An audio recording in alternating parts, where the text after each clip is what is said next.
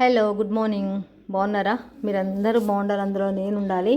నేను ఏం తింటున్నానో ఎక్స్పెక్ట్ చేయగలుగుతారా? దీన్ని ఇంత టేస్టీగా చేయాలంటే ఏం చేయాలో చూపిస్తా పదండి. ఇవి పొట్టు ఒలువని 1/2 కిలో రొయ్యలు. వీటిని ప్రాన్స్, ష్రింపు అని కూడా అంటారు. వీటి తలలు తోకలు తీసేసి పైన పొట్టంతా ఒలిచేసుకోవాలి. చూడండి, ఒలవడం చూపిస్తున్నా. కొంచెం కష్టమవుతుంది, టైం కూడా చాలా పడుతుంది. వాళ్ళు ఒలిచిస్తారు కానీ వాళ్ళు ఒలిస్తే సగం అంతా వేస్ట్ అయిపోద్దని నేను ఒలుస్తా. అదిగాక వాళ్ళు ఇదిగో ఈ విధంగా కట్ చేసి దీని లోపల ఉండే నరాలు తీయరు.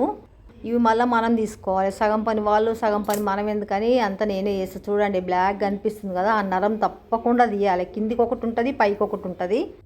2 నరాలు, ఒక్కొక్క రొయ్య కింద ఒక నరం, పైన ఒక నరం. ఈ 2 నరాలు తీస్తేనే మనం రొయ్యను తినాలి, లేకుంటే మటుకు అస్సలు హెల్త్కి మంచిది కాదు. అందుకోసమని ఇంకా మొత్తం సగం వాళ్ళు సగం నేను ఎందుకని నేనే మొత్తం తీసేసుకుంటా. చూడండి, అన్నీ అయిపోయినాయి. లాస్ట్ ఇది ఒకటి ఉంది, ఒక్కటి తీసేస్తే అయిపోతుంది. కానీ రొయ్యలు మటుకు ఫ్రెష్ ఉన్నాయి. తీస్తుంటే బ్లడ్ అని తెలుతుంది. చూడండి, నరం లాస్ట్ నరం కూడా మీకు తీసి చూపిస్తా. చూడండి, ఇట్లా కనిపిస్తుంది బ్లాక్గా. అట్లుంటాయి నరాలు లోపల. రొయ్య కింద ఉన్న నరం తీసిన తర్వాత పైనుండి కూడా నరం తీస్తున్నా. చూడండి, తలలు తోకలు కట్ చేసి పొట్టు తీసి నరాలన్నీ తీసి నీట్గా ఉప్పేసి 4 సార్లు వాష్ చేసి పెట్టుకున్న తెల్లగా అయినాయి. చూడండి, ఇట్లా తెల్లగా ఏదా కడుగుతూనే ష్రింపు మంచిగా ఉంటుంది. కరివేపాకు అయిపోయిందని చెట్టు నుంచి ఒక పెద్ద మండనే ఇరుసుకొచ్చిన. ఒక దగ్గర ఇరిస్తే అదే ప్లేస్ 4-5 బ్రాంచులు వస్తాయి. అవి వెలిగించి ఒక కడాయి పెట్టుకొని కడాయిలో మనం నీట్గా వాష్ చేసి పెట్టుకున్న పచ్చి రొయ్యలు వేసి ఒక స్పాచులా తీసుకొని కొద్దిగా సాల్ట్, చిటికెడు పసుపు వేసి పచ్చి రొయ్యలంతా బాగా ఒకసారి కలుపుకొని, మటన్ చికెన్ల కన్నా ఈ సీ ఫుడ్ చాలా మంచిది. నాకైతే అన్నిటికన్నా ఈ ష్రింప్ అంటే చాలా ఇష్టము. మూత పెట్టి ఒక 2 నిమిషాలు సిమ్లో ఉడికించుకుంటే చూడండి ఎన్ని వాటర్ ఊరుతాయి, చాలా వాటర్ ఊరుతాయి. ఈ నీళ్లను పారబోస్తేనే కూర టేస్ట్ అవుతుంది, లేకుంటే వాసన వచ్చి అస్సలు బాగుండదు, అస్సలు తినలేము కూడా. స్టవ్ ఆఫ్ చేసుకొని రొయ్యల్లోంచి వాటర్ అన్ని పంపేసి రొయ్యలన్నీ అట్నే కడాయిలో ఉంచుకొని చూడండి ఇట్లా మూత పెట్టుకొని పక్కకు పెట్టుకోవాలి. 2 పెద్ద సైజు ఉల్లిగడ్డలు, 5-6 పచ్చిమిరపకాయలు, కరివేపాకు, కొత్తిమీర కట్ చేసి పెట్టిన చిన్న చిన్న ముక్కలుగా.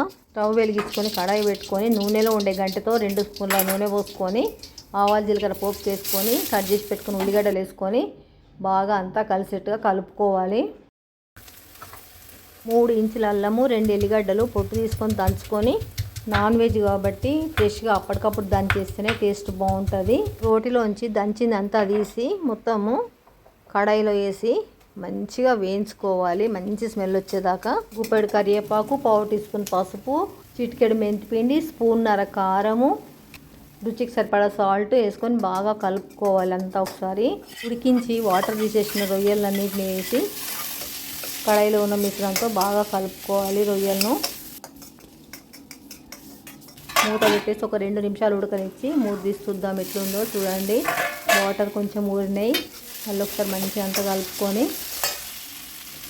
మనం కట్ చేసి పెట్టుకుని పచ్చిమిరపకాయలు వేసుకొని మళ్ళీ ఒకసారి కలుపుకోవాలి. నేను ఇక్కడ దగ్గరకు ఫ్రై చేస్తున్నా కాబట్టి ఎక్కువ వాటర్ పోయట్లేదు. ఆ చూపించే స్పూన్తో 1 స్పూన్ వాటర్, ఎందుకంటే రొయ్యలు ఉడకాలి కాబట్టి 1 స్పూన్ వాటర్ పోసి తీసుకున్న హోమ్ మేడ్ కొబ్బరి కారము, 1/2 టీ స్పూన్ ధనియాల పొడి, 1/4 టీ స్పూన్ గరం మసాలా వేసి అంతా ఒకసారి కలిపేసుకొని, అన్నీ హోమ్ మేడే, నచ్చినంత సన్నగా తరిగిన కొత్తిమీర వేసుకొని అంతా ఒకసారి బాగా కలిపేసుకొని మూత పెట్టుకొని మళ్ళీ ఒక 2 నిమిషాలు ఉడకనిచ్చి మూత తీస్తుందాం. చూడండి రొయ్యల ఫ్రై అయితే మంచిగా ఉడికిపోయింది. మనం పోసిన స్పూన్ వాటరే కాకుండా ఉప్పు కారం వేసిన తర్వాత మళ్ళీ కొంచెం వాటర్ ఊరినాయి. ఇప్పుడు పైన కొద్దిగా మళ్ళీ కరివేపాకు వేసుకొని మిగతా 2 పచ్చిమిరపకాయలు కూడా వేసుకొని మళ్ళీ కొద్దిగా కొత్తిమీర వేసుకొని మూత పెట్టేస్తున్నా. ఇంకా అయిపోయింది. స్టవ్ కూడా బంద్ చేసిన. కూర కొద్దిగా చల్లారిన తర్వాత మూత తీసి ఒక 1/2 చెక్క నిమ్మకాయ పిండుకోవాలి. మనం ఇందులో పులుపు ఏమి వేయట్లేదు కదా, కొంతమంది చింతపండు కూడా వేస్తారు కానీ నాకు చింతపండు నచ్చదని నిమ్మకాయ పిండుతున్నా. సగం చెక్క మొత్తం పిండుకుంటే సరిపోతుంది, ఎక్కువేం అవసరం లేదు. ఇంకా లంచ్ టైం కూడా అయింది, పదండి భోంచేద్దాము. కూర రైస్ పెట్టేసుకున్నా. ఫస్ట్ కూర పెట్టుకోవాలి, ఎప్పుడైనా కూడా రైస్ తర్వాత పెట్టుకోవాలి. సైడ్కు ఉల్లిపాయలు కూడా కట్ చేసిన ఉల్లిపాయలు పెట్టుకున్నాను. నాకు ఉల్లిపాయలు చాలా ఇష్టం కాబట్టి నేను ఏ డిష్లో అయినా ఉల్లిపాయలు తింటాను. అన్నపూర్ణ మాతకు దండం పెట్టుకొని అన్నపూర్ణ స్తోత్రం చదువుకొని తింటున్నా. చాలా అంటే చాలా బాగుందండి. మనం వేసిన మసాలాలు, ఫ్రెష్ అల్లం వెల్లిగడ్డ పేస్ట్, అన్ని ఫ్లేవర్స్ మంచిగా తెలుస్తున్నాయి. చాలా అంటే చాలా బాగుంది. తెచ్చుకున్నది అరకిలో ష్రింప్ అయినా కూడా ఒలిచిన తర్వాత పావు కిలోనే అవుతాయి అవి. ఫ్రై కాబట్టి కొన్ని ఉల్లిపాయ ముక్కలు కూడా ఎక్కువ వేసిన, అయినా కూడా కొంచెమే అయింది కూర. చూడ్డానికి కొంచెం అనిపిస్తుంది కదా, ఇది నలుగురికి సరిపోతుంది. కానీ చాలా అంటే చాలా బాగుంది. ఒక్కసారి ఈ విధంగా ట్రై చేయండి, తప్పకుండా మీకు నచ్చుతుంది. చేసుకోవడం కూడా చాలా ఈజీ. నేను ఇంత స్పెషల్గా వేసిన ఏం లేవు, రోజువారీ వేసిన. బ్యాచిలర్ పిల్లలకైతే ఇంకా ఈజీ. 1 కిలో తెచ్చుకుంటే మంచిగా 5-6 మంది పిల్లలు కడుపు నిండా తినచ్చు. వీడియో కనుక నచ్చితే లైక్ చేసి, సబ్స్క్రైబ్ చేసి, బెల్ కొట్టి ఆల్ ఆప్షన్ పైన క్లిక్ చేయండి, షేర్ చేయండి. వీడియో మొత్తం చూసినందుకు థ్యాంక్ యూ వెరీ మచ్. మళ్ళీ నెక్స్ట్ వీడియో కలుద్దాం. Okay, bye.